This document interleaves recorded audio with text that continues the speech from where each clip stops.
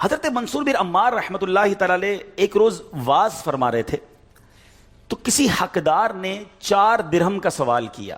کوئی غریب تھا، مسکین تھا، اس نے 4 درہم کا سوال کیا. تو آپ رحمۃ اللہ تعالی علیہ نے اعلان کیا کہ جو اس کو 4 درہم دے گا میں اس کو 4 دعائیں دوں گا. آپ نے، اللہ کے ولی تھے، آپ نے فرمایا جو اس کو 4 درہم دے گا میں اس کو 4 دعائیں دوں گا. اس وقت ایک غلام گزر رہا تھا، خود بھی غریب تھا، مگر اللہ کے ولی کی ایک ایسی شاندار آواز سنی کہ 4 دعائیں ملیں گی. تو اس نے کیا کیا، اپنے پاس اس کے 4 درہم تھے وہ اس نے غریب کو دے دیے، اس سائل کو دے دیے. تو حضرت نے کہا کہ اب بتاؤ کون سی 4 دعائیں کروانی ہیں. کہ حضرت پہلی دعا تو کر دیں کہ میں غلامی سے آزاد کر دیا جاؤں، غلام ہوں، غلامی سے میری آزادی ہو جائے. نمبر 2، مجھے ان درہم کا بدلہ بھی مل جائے، 4 درہم دے تو دیے، مجھے اس کا بدلہ بھی مل جائے. تیسری دعا حضور یہ کر دیں مجھے اور میرے آقا کو توبہ نصیب ہو جائے. چوتھی دعا یہ کر دیں کہ میری، میرے آقا کی، آپ کی اور تمام حاضرین کی بخشش ہو جائے. 4 بڑی پیاری دعائیں کروا لی اس نے جناب. اب آقا کے پاس جب وہ غلام پہنچا تو آقا کہتا اتنی دیر کیوں ہو گئی، کدھر رہ گئے تھے بھائی، کہیں کام سے بھیجا تھا اتنا لیٹ؟ کہتا ہے حضور ایسا ایسا ماجرا ہوا، راستے میں حضرت منصور اللہ کے ولی وہ کہہ رہے تھے جو 4 درہم دے دے میں 4 دعائیں کروں گا. میں نے تو 4 درہم دی اور 4 دعائیں کروا کے آیا ہوں. کہا اچھا بتاؤ دعائیں کون سی تھیں، پہلی دعا بتاؤ. کہا حضور میں نے پہلی دعا تو کی کہ اللہ مجھے غلامی سے آزاد کر دے. آقا کہتا جا تو غلامی سے آزاد ہے. پہلی دعا فوراً قبول ہو گئی نا، پہلے آقا کو دعا سنائی، آقا کہتا جا تو غلامی سے آزاد. کہا بتا دوسری دعا کون سی کروا کے آیا. کہا حضور دوسری دعا میں نے یہ کی کہ جو 4 درہم میں نے دیے ہیں مجھے اس کا بدلہ مل جائے. غریب آدمی تھا ظاہر ہے. تو آقا نے کہا کہ میں نے تجھے 4 درہم کے بدلے 4000 درہم دیے. ارے بھائی واہ بھائی. تیسری دعا بتا کون سی کروا کے آیا. کہا حضور تیسری دعا میں نے کی کہ مجھے اور میرے آقا کو گناہوں سے توبہ کی توفیق نصیب ہو. یہ سنتے ہی آقا، واقعی آقا تھا، اس کی زبان پر استغفار جاری ہو گیا، کہنے لگا یا اللہ میں اپنے پچھلے سارے گناہوں سے توبہ کرتا ہوں. کہا بتا چوتھی دعا کیا کروائی تھی. کہا حضور چوتھی دعا یہ تھی کہ آپ کی یعنی میرے آقا کی، میری اور تمام حاضرین اجتماع کی مغفرت ہو جائے. یہ سن کر آقا نے کہا 3 باتیں تو میرے اختیار میں تھیں وہ میں نے کر لی، چوتھی میرے ہاتھ میں نہیں ہے. مغفرت کرنا تو اللہ کا کام ہے نا. اسی رات آقا نے خواب میں کسی کہنے والے کو سنا کہ جو تمہارے اختیار میں تھا وہ تم نے کر دیا، اور میں ارحم الراحمین ہوں، میں نے تمہیں، تمہارے غلام کو، منصور بن عمار کو اور تمام حاضرین کو بخش دیا ہے. کیا بات ہے، کیا بات ہے، سبحان اللہ. یہ میرے میٹھے اسلامی بھائیوں، یہ واقعہ جو ہے یہ کتنی زبردست موٹیویشن ہے کہ ہمیں نہیں پتا ہوتا کسی غریب کی مدد کر کے، کسی محتاج کی مدد کر کے، کسی پریشان حال بندے کی مدد کر کے ہم کبھی کبھی ایسی دعا لے لیتے ہیں کہ ہمیں اندازہ بھی نہیں ہوتا، اور وہ ایسی دعا دے دیتا ہے کہ بگڑی بن جاتی ہے، مشکلیں ٹل جاتی ہیں. یہ دعائیں لینے والے بنیے، اللہ کی راہ میں خرچ کریں گے. آج واقعی میں صحیح بتا رہا ہوں. تو یہ بعض اوقات ایک کیفیت ہوتی ہے انسان کی کہ جب انسان کسی کی مدد کرتا ہے یا کوئی ایسا کام کرتا ہے جس سے کسی کے دل سے دعا نکلتی ہے. اور یہ تو اللہ کے ولی تھے نا، انہوں نے ہاتھ اٹھا کر یہ 4 دعائیں کی. تو سیکھنے کو یہ ملا کہ بعض اوقات اللہ کی راہ میں خرچ کر کے ہم وہ حاصل کر سکتے ہیں جو برسوں میں حاصل نہیں کر سکتے. وہ نعمتیں، وہ برکتیں حاصل ہو جاتی ہیں، وہ پریشانیاں دور ہو جاتی ہیں. کیونکہ روایتوں کا مضمون ہے کہ صدقہ بیماریوں کو ٹالتا ہے، صدقہ برائی کے 70 دروازے کو بند کرتا ہے، صدقہ بلا کو نیچے نہیں اترنے دیتا. ایک بڑی بات یاد رکھیے گا، ہمیں نہیں پتا ہوتا، ہم صبح اٹھتے ہیں مثال کے طور پہ اور کوئی بلا آنے والی ہوتی ہے. حدیثوں کا مضمون ہے جب انسان صدقہ دیتا ہے نا تو بلا اوپر سے اترتی ہے، صدقہ جا کے اسے روک لیتا ہے، انٹرسپٹ کرتا ہے، اور یہ لڑائی جاری رہتی ہے. صدقہ بندے پر بلا اترنے نہیں دیتا. اب بعض اوقات کیا ہوتا ہے، کئی لوگ ہوں گے جو بیانات بھی سنتے ہیں، کتابوں میں بھی پڑھتے ہیں کہ اللہ کی راہ میں 1 خرچ کرو 10 ملتا ہے. اب وہ ہو سکتا ہے مسجد میں ڈبے میں 100 روپے ڈالیں اور شام دکان پہ انتظار کر رہے ہوں کہ ابھی تک 1000 روپے بنے نہیں ہیں. مولانا صاحب نے تو کہا تھا 1 کا 10 ہو جائے گا. کسی فقیر کو 10 روپے دیے انتظار کر رہے ہیں، 100 روپے کہاں ہیں بھائی، ملٹیپلائی بائی 10 ہو کے ملنا چاہیے تھا. تو ہم صرف مالی فائدہ سوچ رہے ہیں. میں آپ سے پوچھنا چاہتا ہوں، آپ نے اللہ کی راہ میں خرچ کیا 1000 روپے، 10,000 روپے یا 1,00,000 روپے، اور اب آپ منتظر ہیں کہ ملٹی پلائی ہو جائے، لیکن کیا معلوم آپ کے گھر میں آگ لگنے والی تھی، کیا معلوم آپ کا روڈ پر ایکسیڈنٹ ہونے والا تھا، کیا معلوم آپ کا بچہ جو باہر کھیل رہا تھا اس پر کوئی خطرناک بلا آنے والی تھی. مگر آپ نے جو صدقہ دیا اس سے وہ بلا ٹال دی گئی. مجھے بتاؤ وہ 1000 کا 10,000 ہونا اچھا تھا یا ہم پر اتنی بڑی بلا کا ٹلنا اچھا تھا؟ تو ہمیشہ اللہ کی راہ میں صدقہ دیجئے. آپ یقین کریں آپ خوشحال ہو جائیں گے, آپ کی مشکلیں آسان ہوں گی. مگر دوبارہ وہی بات کروں گا کہ نیت اچھی ہو. صدقہ دیتے وقت, خرچ کرتے وقت, کسی کی مدد کرتے وقت احسان نہ جتانا. یاد نہیں تجھے تیرے بچے کی شادی میں نے کرائی تھی؟ بھول تو نہیں کیا قرضہ میں نے دیا تھا؟ ہاں تو ریڈی لگاتا تھا, میں نے تجھے جناب دکان کا کرایہ دیا تھا. یہ احسان جتا کر تو صدقہ ضائع ہو جائے گا. یا ایھا الذین آمنوا لا تبطلوا صدقاتکم بالمن والاذی. اے ایمان والو اپنے صدقے ضائع نہ کرو احسان جتا کر, تکلیف پہنچا کر. تو کچھ لوگ صدقہ دیتے بھی ہیں, مدد کرتے بھی ہیں, پھر ساری زندگی جتا رہے ہوتے ہیں. تو یہ بربادی ہے, یہ نہ کریں. بس اللہ کے لیے, اللہ کی رضا کے لیے آپ خرچ کریں اور پھر دیکھیں اس کی برکتیں کیسے ملتی ہیں. قرآن میں اللہ تبارک و تعالیٰ اپنی راہ میں خرچ کرنے والوں کو کیسا مژدہ سناتا ہے, کیسی خوشخبری ہے, کیسا فرمان ہے. اللہ فرماتا ان المصدقین والمصدقات واقرضوا اللہ قرضا حسنا یضاعف لهم ولهم اجر کریم. بے شک صدقہ دینے والے مرد اور صدقہ دینے والی عورتیں اور وہ جنہوں نے اللہ کو اچھا قرض دیا ان کے دونے ہیں اور ان کے لیے عزت کا ثواب ہے. اب کمال یہ ہے, یہ ایک جگہ نہیں, قرآن میں کئی جگہ اللہ تبارک و تعالیٰ نے قرض کا لفظ استعمال کیا ہے. کوئی اللہ کو جو اچھا قرض دے؟ مجھے ایک بات بتائیے, میں آپ میں سے کسی کو کوئی 10,000 روپے رکھوائے اور تھوڑے دنوں بعد کہے کہ ذرا وہ 10,000 میں سے 5,000 روپے دے دو, تو اس 5,000 دینے والے نے کوئی کمال کیا؟ اس کا تو کوئی کمال نہیں نا. پیسے میرے تھے اور میں نے کہا کہ میرے 10,000 میں سے 5,000 مجھے دے دو. کیا کمال کیا؟ میرے پیسے تھے, واپس دے دیے. مگر اللہ کی شان دیکھو, اللہ کی کرم نوازی دیکھو, شان کریمی دیکھو. ہم سب کو دانا دانا اس نے دیا ہے. ہم تو پیدا ہوئے تھے, کپڑے بھی جسم پر نہیں تھے, کھانے کو اس نے دیا, پہننے کو اس نے دیا, گھر اس نے دیا, مال اس نے دیا, سب اس نے دیا. مگر جب اس کی راہ میں خرچ کرنے کی باری آتی ہے تو کہتا ہے, فرماتا ہے قرآن میں, ہے کوئی جو اللہ کو اچھا قرض دے؟ اللہ کا مال ہے, ہم نے کیا کمال کرنا تھا؟ ہم خرچ کرتے, وہ کچھ بھی نہ دیتا اس کے بدلے, پھر بھی اسی کا مال تھا. مگر مہربانی دیکھو, مال بھی وہ دیتا ہے, توفیق بھی وہ دیتا ہے, خرچ کریں تو ثواب بھی وہی دیتا ہے, عطا بھی وہی کرتا ہے. اور علماء نے بڑی زبردست اس پہ ڈیبیٹ کی ہے, مفسرین نے بحث کی ہے کہ جناب ان آیتوں میں قرض کا لفظ کیوں لایا گیا. اللہ اکبر. فرمایا جب آپ اور میں, دنیا میں بندہ کسی کو قرضہ دیتا ہے نا تو امید ہوتی ہے یہ قرضہ واپس ملے گا. اگر امید نہ ہو تو پھر یہ قرض نہیں ہے, پھر تو تحفہ ہو جائے گا نا. آپ کسی کو تحفہ دے دیں تو آپ کو پتہ یہ واپس نہیں آئے گا, لیکن قرضہ دیتے وقت آپ طے کرتے ہیں کتنے دنوں میں دو گے, کب دو گے, کیسے لوٹاؤ گے. تھوڑی بندہ معلومات بھی کرتا ہے, یار قرضہ دے رہا ہوں, واپس ملے گا نہیں ملے گا. تو قرض کے جب بھی لفظ لون آئے گا, قرض آئے گا, اس کا مطلب یہ کہ یہ واپس ملنا ہے.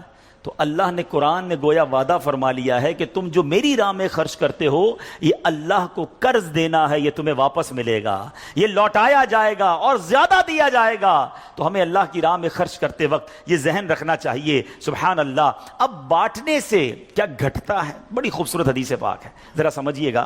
ایک بار حضرت عائشہ صدیقہ رضی اللہ تعالی عنہا سے مروی ہے کہ اہل بیت نے, نبی پاک کے گھر والوں نے ایک بکری ذبح کی اور پیارے آقا علیہ الصلوۃ والسلام تشریف لائے. بکری ذبح کی اور انہوں نے کچھ تقسیم بھی کر دی. حدیث کا مضمون ہے, نبی پاک آئے اور ارشاد فرمایا کہ اے عائشہ کیا بچا ہے؟ بکری کو کاٹا تھا, تقسیم کی, کیا بچا ہے؟ عرض کی گئی کہ حضور کاندھے کے سوا کچھ نہیں بچا ہے. کاندھے کا گوشت بچا لیا گیا ہوگا, باقی بانٹ دیا. نبی پاک نے ایک جملے میں ساری بات سمجھا دی, اگر آپ سمجھ جائیں. آقا نے فرمایا عائشہ کاندھے کے سوا سب بچ گیا ہے. بات آ رہی ہے سمجھ میں؟ کہا کیا گیا؟ حضور کاندھا بچ گیا ہے, کاندھے کے سوا کچھ نہیں بچا. اور نبی پاک نے فرمایا کاندھے کے سوا سب بچ گیا ہے, یعنی جو بٹ گیا ہے وہ بچ گیا ہے. یہ ذہن بنا لو کہ آج میں نے اور آپ نے جو اللہ کی راہ میں خرچ کیا وہی بچا ہے, ورنہ باقی تو ہم کھا کے ختم کر دیں گے نا. اگر ہم مر جائیں گے تو یہ پیسے تو بچوں کے وراثت میں چلے جائیں گے. میرے لیے کیا بچا ہے؟ میرے لیے وہی بچا ہے جو میں نے آگے بھیج دیا ہے, جو بانٹ دیا ہے, جو خرچ کر دیا ہے. عقل اگر آ جائے ہمیں، اللہ کرے کہ ہمیں اس بات کی سمجھ آ جائے کہ آج اگر خوشحالی ہے، آج اگر مال جیب میں ہے، بینکوں میں پڑا ہے، گھر خالی پڑے ہیں، یہ خالی پڑے رہ جائیں گے اور میں دنیا سے چلا جاؤں گا۔ اگر میں چاہتا ہوں یہ آخرت کے اکاؤنٹ میں جمع ہو جائیں، میں یہ پیسہ لے کر جنت میں جاؤں اور اس پیسوں کے بدلے جنت کی نعمتیں کما لوں، تو مجھے یہاں یہ اللہ کی راہ میں خرچ کرنا پڑے گا۔ اور یہ بات میں نہیں کہہ رہا، آپ اور میں یہاں رہنے والے بھی، یہاں بھی کمیٹی ڈالی جاتی ہوگی، BC ہوتی ہوگی کہ تھوڑے تھوڑے پیسے جس میں جمع ہوتے ہیں اور وقت پر مل جاتے ہیں، انسان کمیٹی ڈالتا ہے کہ یار کبھی برے وقتوں میں کام آئے گی، بچی کی شادی میں کام آئے گی۔ ایسا ہوتا ہوگا نا آپ کے یہاں بھی۔ اب میں آپ کو حدیث قدسی سناتا ہوں۔ حدیث قدسی ہے جس کا مضمون ہے، اے ابن آدم اپنا مال میرے پاس جمع کرا دے۔ اللہ فرماتا ہے اے ابن آدم اپنا مال میرے پاس جمع کرا دے، نہ جلے گا، نہ ڈوبے گا، نہ کم ہوگا، میں تجھے اس دن لوٹاؤں گا جس دن تجھے ایک ایک نیکی کی ضرورت ہوگی۔ سیکیورٹی ڈپازٹ، یہ بعض اوقات جو مسجد میں ہمارے آگے سے ڈبہ جاتا ہے نا، یا کبھی کوئی اسلامی بھائی جھولی لے کے بیٹھے ہوتے ہیں، یہ جب جیب سے آپ پیسے نکال کے ڈالتے ہو نا، اس وقت ذہن بناؤ کہ یہ جا نہیں رہا، یہ جمع ہو رہا ہے میرے آخرت کے اکاؤنٹ میں، اور ڈال دوں یار، ابھی آج کل پیسے اچھے ہیں، تھوڑے اور ڈال دوں جمع ہو جائے، ادھر ملے گا۔ تو جب بھی آپ کے دن اچھے ہوں، یقین کریں جب آپ کے ہاتھ کھلا ہو، آپ کو لگتا ہے یار اللہ نے بڑا نوازا ہوا ہے، تو فوراً آخرت کے لیے سوچیں۔ جیسے ہی زیادہ پیسے آتے بندہ سوچتا ہے نا یار آج کل اچھے پیسے ہو گئے، کوئی اچھی جگہ پر گھر لے لیتے ہیں، چلو بچوں کو لے کے کہیں سیر کرانے جاتے ہیں۔ آپ اپنے پیسے کو دنیا میں انجوائمنٹ کے لیے جب یوز کر رہے ہیں تو اسی پیسے کو آخرت کی انجوائمنٹ کے لیے، آخرت کی لگزریز کے لیے، آخرت کی نعمتوں کے لیے استعمال کرنے کا ذہن بنائیں اور دیتے چلے جائیں۔ میں یہاں ایک مشورہ بھی دینا چاہوں گا، بالخصوص میرے بزرگوں کو، اللہ نے جن کو نوازا ہے، بلکہ میں کہتا ہوں تھوڑے پیسے بھی ہیں نا، یہ میرا مشورہ یاد رکھ لو۔ اور یہ امیر علیہ سنت نے ایک بار مدنی مذاکرے میں بھی فرمایا تھا۔ ہم نے الحمدللہ تحدیث نعمت کے لیے عرض کرتا ہوں، الحمدللہ میری والدہ مرحومہ نے، میرے والد صاحب نے، میں نے خود بھی، ہمارے گھر والوں نے، ہم نے اس طریقے پر عمل کیا اور اس کی برکتیں پائی ہیں۔ تو اچھی نیت سے میں آپ کو بتاتا ہوں کہ ہم دیکھیں دنیا میں ہیں، ٹھیک ہے، ہم نے بہت سارے ایسے جنازے پڑھے ہیں، ایسے سویم میں بھی گئے ہیں، 40ویں میں بھی گئے ہیں، اور جا کے ہم نے مرحوم کے بچوں کو کہا ہے کہ دیکھیں آپ کے ابو جان چلے گئے دنیا سے، کروڑوں روپے چھوڑ کر گئے ہیں، آپ کے ابو نے کتنا کیا آپ کے لیے، اب آپ اپنے ابو کے لیے کچھ کیجئے، کوئی مسجد بنائیے، کوئی مدرسہ بنائیے، کوئی کنواں کھدوائیے، اپنے والد کو ثواب پہنچائیے۔ تو وہ بیٹا جس کے لیے باپ نے زندگی گزار دی، کروڑوں اربوں روپے چھوڑ کر گیا، وہ کہتا ہے ابھی تو ہاتھ بڑا ٹائٹ ہے، تو ابھی بعد میں کریں گے، تو بعد میں دیکھ لیں گے، اور ہم دیکھتے ہیں اس کے بعد مرحوم کے لیے بظاہر کچھ نہیں کیا جاتا۔ تو آج مجھے اور آپ کو اپنی فکر خود کرنی ہے۔ اگر آپ نے پیسے کمائے ہیں نا، آپ نے مکان بنائے ہیں، آپ نے جائیدادیں بنائی ہیں، تو اپنی فکر خود کیجئے۔ اس کے دو طریقے ہیں، ایک طریقہ اپنی زندگی میں ہی انہوں نے ماشاءاللہ یہ مسجد بنا دی، مدرسہ بنا دیا، بہت اچھی بات ہے، یا تو یہ کر لیں، اور اگر یہ نہیں کر پا رہے تو دوسرا طریقہ بتاتا ہوں جو بڑا آسان ہے، وہ یہ ہے کہ انسان کو شریعت نے یہ اختیار دیا ہے کہ آپ اپنی وصیت کر جائیں، اور وصیت میں 30% آپ وصیت کر سکتے ہیں کہ آپ کے چھوڑے گئے مال میں سے 30% کسی نیکی کے کام میں خرچ کر دیا جائے، آپ کے لیے صدقہ جاریہ کے لیے خرچ کر دیا جائے۔ بھائیوں والا مشورہ ہے، آپ عمل کریں نہ کریں، کہ اگر زندگی میں یہ وصیت کر دیں کہ میرے مرنے کے بعد جو بھی میرا مال بچے گا اس میں سے 30% جو ہے وہ دعوت اسلامی کو یہ کہہ کر دیا جائے کہ میرے لیے صدقہ جاریہ کے لیے مسجد، مدرسہ، جامعہ، کوئی ایسا کام کر دو کہ قیامت تک مجھے ثواب ملتا رہے۔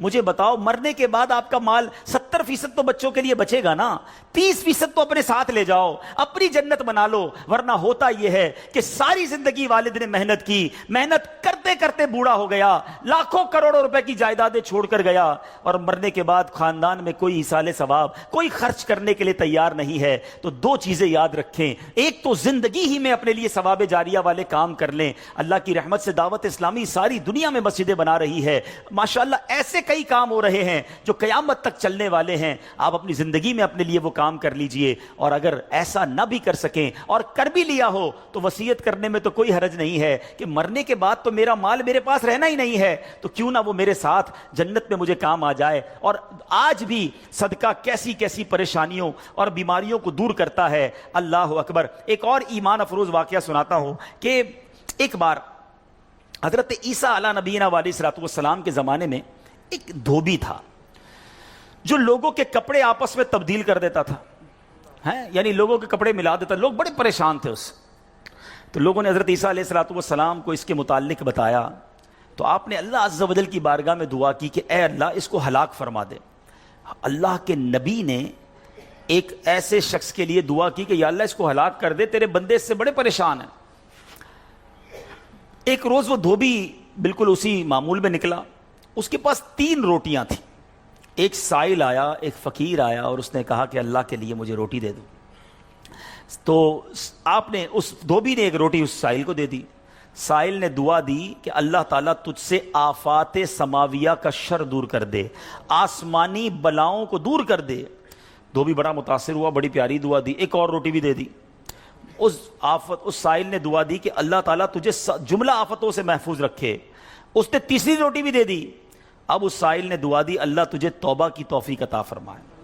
اب اس دوران ایک بڑا سانپ اس کی گٹھڑی میں داخل ہو چکا تھا، کیونکہ حضرت عیسیٰ نے دعا کی تھی اس کو ہلاکت کی. ایک بڑا سا سانپ جو ہے اس کی کپڑوں کی گٹھڑی میں داخل ہو چکا تھا.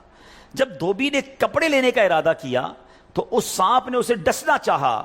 ایک فرشتے نے اسی وقت سانپ کو لوہے کی لگام ڈال دی اور دھوبی سلامتی کے ساتھ واپس آ گیا. لوگوں نے حضرت عیسیٰ علیہ السلام سے کہا کہ یا روح اللہ، آپ نے دعا کی تھی، یہ بندہ تو ایسے ہی ہٹا گھٹا گھوم رہا ہے، بالکل ٹھیک، کچھ مسئلہ ہی نہیں ہوا اس کے ساتھ، سلامت. تو آپ نے اس دھوبی کو بلایا، بتا تو نے کون سی ایسی بھلائی کی ہے، میں نے تیری ہلاکت کی دعا کی اور تو بالکل سلامت گھوم رہا ہے. وہ کہتا حضور میں نے 3 روٹیاں صدقہ کی ہیں. اتنے گناہ، اتنی خطائیں، سارا شہر پریشان، مگر جب صدقہ کیا 3 روٹی کا، آپ نے اس سانپ سے پوچھا کہ تو نے قتل کیوں نہیں کیا، تیری تو ڈیوٹی تھی نا.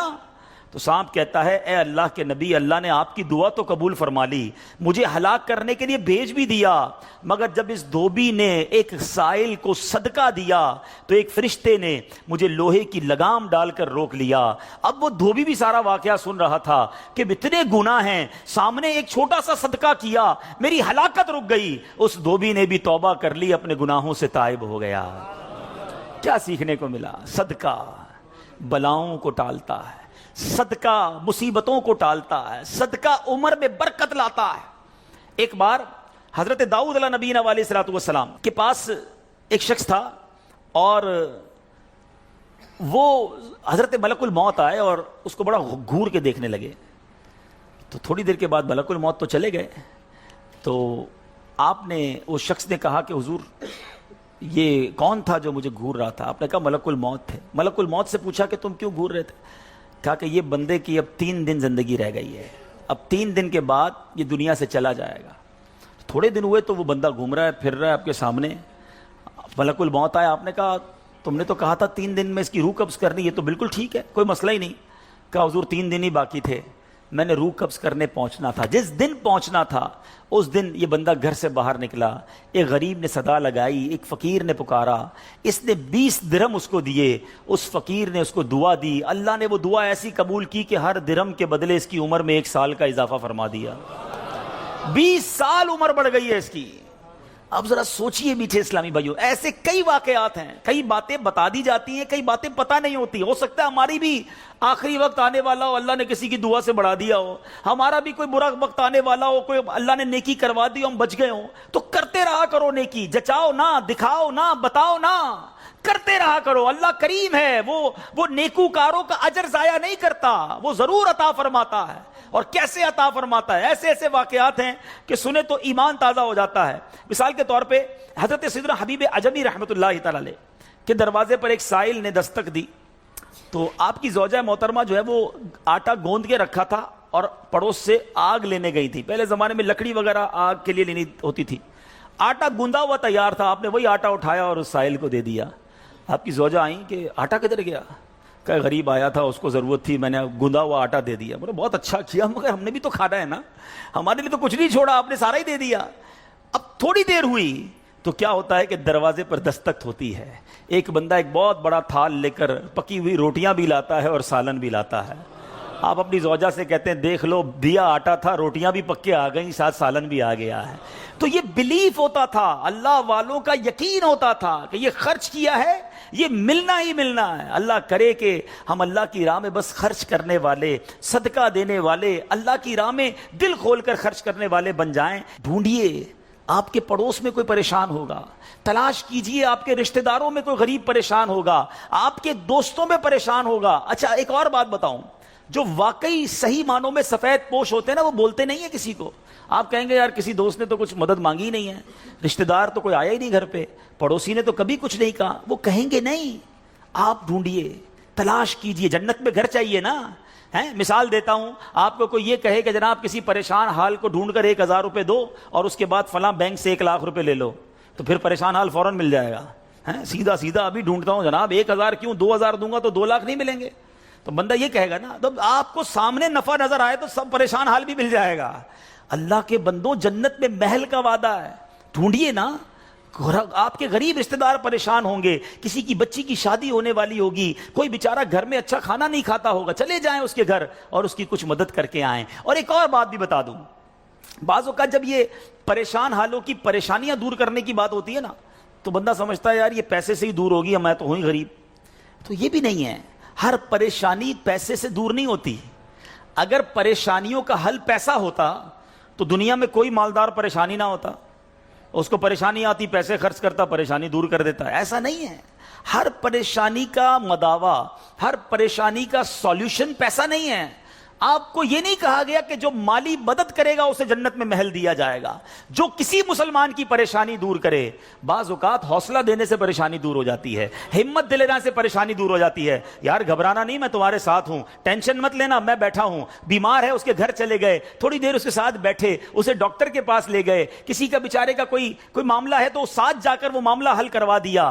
یہ کبھی کبھی کچھ اچھے میٹھے بول بھی پریشانی دور کر دیتے ہیں. لیکن ہمیں اچھے بول بھی تو آنے چاہیے, مسکرانا بھی تو آنا چاہیے, حوصلہ دینے بھی تو آنا چاہیے. سیدی اعلیٰ حضرت امام اہل سنت کمال کی بات لکھتے ہیں. آپ فرماتے ہیں شربت نہ دیں نہ دیں, کریں بات لطف سے.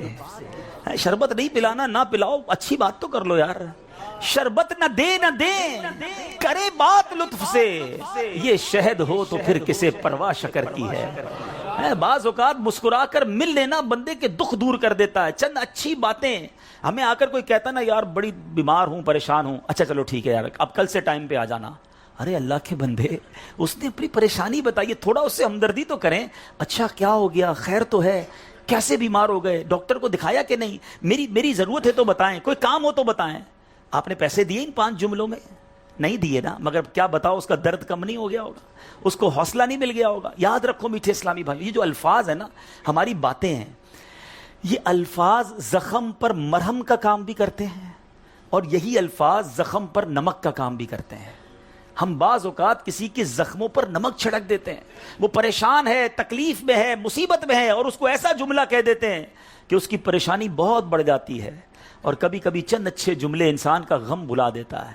اللہ کے واسطے اچھا بولنا سیکھیے, نرم ہو جائیے, شفیق ہو جائیے. مثال کے طور پہ کوئی بندہ آیا کہ یار اسکوٹر کا ایکسیڈنٹ ہو گیا, اور میں نے تو پہلے ہی پتا تھا تیرا ایکسیڈنٹ ہونا ہے, تو چلاتا ہی صحیح نہیں ہے, پہلے ہی تیزی سے چلاتا ہے. کیوں چلاتا ہے اسکوٹر جب چلانے نہیں آتی؟ اب بتاؤ بندہ کہ یار ایکسیڈنٹ بھی ہوا, اس کے باتیں بھی سنوں میں, تو یہ زخم پر نمک ہو گیا نا. آپ یہ باتیں بعد میں سمجھا لینا کہ یار تیز مت چلایا کرو, مگر ابھی تو حوصلہ دیں, ابھی تو بیچارے کی طبیعت پوچھیں, ابھی تو اس کی پریشانی دور کریں. تو ایسی بہت ساری مثالیں ہیں کہ جب بھی ہمارے پاس کوئی پریشان حال آئے نا, تو اس سے اچھی بات کریں, حوصلہ دیں, پریشانی دور کریں. تو انشاءاللہ میں بھی کوشش کرتا ہوں, آپ بھی کوشش کریں کہ انشاءاللہ رجب میں ضرور کسی کی پریشانی دور کریں گے انشاءاللہ. اب یہ سینکڑوں اسلامی بھائی یہاں بیٹھے ہیں, ہم سب ایک ایک کی پریشانی دور کریں گے تو ہزاروں مسلمانوں کی پریشانیاں دور ہو جائیں گی نا.